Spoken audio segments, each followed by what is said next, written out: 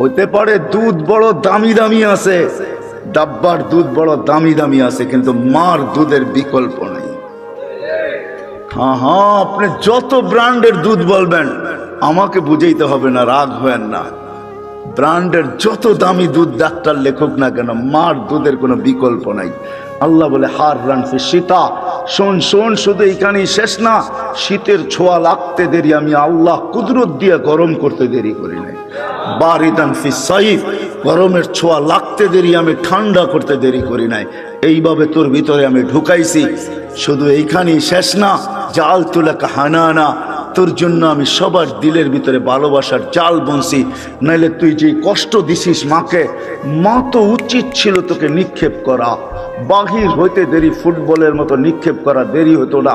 কেননা মা যে কষ্টকে সহ্য করছেন, কোরআন বলতেছে ওয়াহনুন আলা ওয়াহনিন, এমন কষ্ট স্তূপের একটার উপরে একটা পাহাড় বানায় দিছেন কষ্টের, তারপরও ওই কষ্ট বুকে ধারণ করছেন আর মুস্কি মুস্কি হাঁটছেন।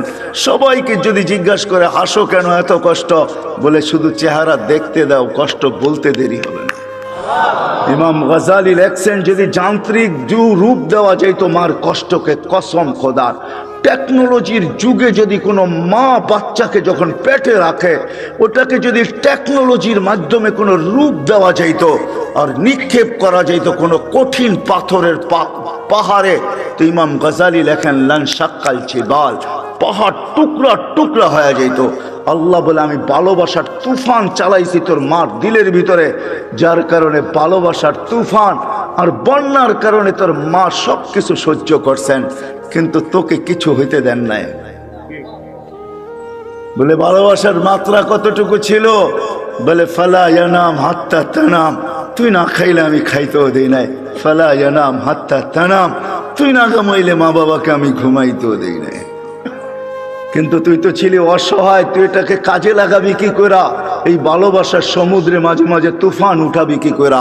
এই জন্য তুই আসতে দেরি, আমি তোকে কান্না শিখাইতে দেরি করি নাই। ওটা কান্না ছিল না, ওটা জাদুর বাঁশি ছিল, জাদুর বাঁশি। এটা হেমেলিনের বাঁশি ছিল, এটার ভিতরে জাদু ভরা ছিল। এই জন্যই তো হাদিসের শব্দ ফালাম্মা বাকাইতা সা ইলাইকা জামিয়া, তুই কান্না সুর তুলতে দেরি, সবাই তোর দিকে দৌড়াইতে দেরি করে নাই।